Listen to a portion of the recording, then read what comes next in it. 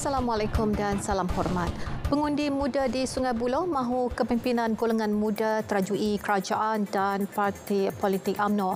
Jelas calon BN Sungai Buloh Khairy Jamaluddin, pengundi muda, dilihat mahu golongan muda harus melibatkan diri dalam menentukan masa depan negara. Dan dalam kempennya malam tadi, Khairy menyatakan bahawa kawasan Parlimen Sungai Buloh itu pada masa depan akan diwakili Presiden UMNO dan Perdana Menteri jika beliau menang dalam PRU kali ini bagi menarik pengundi muda untuk keluar mengundi. Khairy menjelaskan kepada media selepas mengadakan pertemuan dengan penduduk di sekitar Bandar Baru Sungai Buloh. Kempen secara fizikal terus jadi pilihan calon yang bertanding pada PRU 15 dan 3 fokus utama diberi tumpuan calon PAS Parlimen Hulu Terengganu P038 Datuk Rosul Wahid sepanjang kempen kali ini. Dan beliau yang juga penyandang kursi parlimen tersebut bakal berdepan saingan 4 penjuru, antaranya Barisan Nasional Rozi Mahmat alias Ismail PKR dan Muhammad Kadri Abdullah calon pejuang. Terdapat hampir 88,000 pemilih di kawasan tersebut dengan hampir 5,500 pengundi bawah 21 tahun dan terdahulu beliau meneruskan kempen secara fizikal mendekati rakyat di kawasan Manir, Kuala Terengganu. Tiada kesesakan luar biasa dijangka berlaku di pintu masuk negara di bangunan Sultan Iskandar BSI dan Kompleks Sultan Abu Bakar KSAB Johor Bahru dan menjelang PRU 15 nanti. Jabatan Immigration Malaysia JIM bersedia dan sentiasa dalam keadaan bersiap siaga menguruskan kemasukan rakyat Malaysia melalui kedua-dua pintu masuk berkenaan.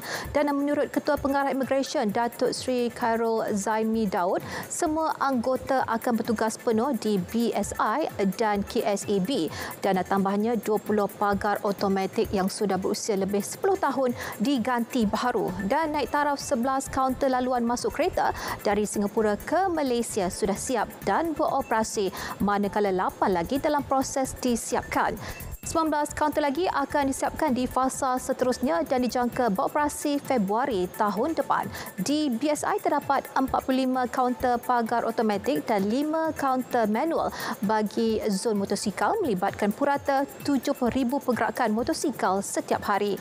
Untuk zon kereta pula 29 kaunter masuk dan 30 kaunter keluar, manakala di zon bas mempunyai 18 kaunter manual dan 14 pagar automatik. KSAB pula mempunyai 24 kaunter motosikal, manakala 12 kaunter di laluan kontra akan dibuka jika berlaku kesesakan. Dan sejak Januari hingga 31 Oktober, 26.4 juta warga negara Malaysia menggunakan laluan di BSI, manakala 13.2 juta di laluan KSAB. Inisiatif penjenamaan Bank Rakyat di Kampung Warna-Warni Seberang Ramai dengan kerjasama Majlis Agama Islam dan Adat Istiadat Melayu Perlis MAIPS dan Yayasan Tuanku Said Putra YTSP Perlis sebagai usaha menyokong aktiviti pengindahan kampung nelayan.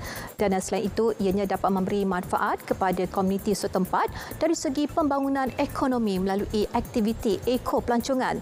Dan menurut Ketua Setiausaha Kementerian Pembangunan Usahawan dan Koperasi KUSKOP merangkap ahli Lembaga Pengarah Bank Rakyat Datuk Surani Datuk Ahmad, pihaknya berbesar hati dalam membantu melaksanakan pelbagai aktiviti pengindahan kampung. Dan pada masa yang sama, Kebun Nuri Nutrisi Bank Rakyat iaitu Kebun Komuniti Lestari turut diwujudkan di kampung berkenaan dengan kerjasama Lembaga Pemasaran Pertanian Persekutuan Fama bagi membantu penduduk kampung menjana pendapatan.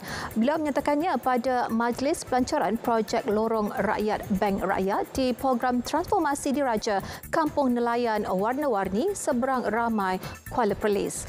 Dan program disempurnakan Raja Muda Perlis Tuanku Said Faizuddin Putra Jamlulai yang turut dihadiri Ketua Pegawai Eksekutif Bank Rakyat Dr. Muhammad Hanis Osman. Dengan itu sekian berita. Assalamualaikum dan salam hormat.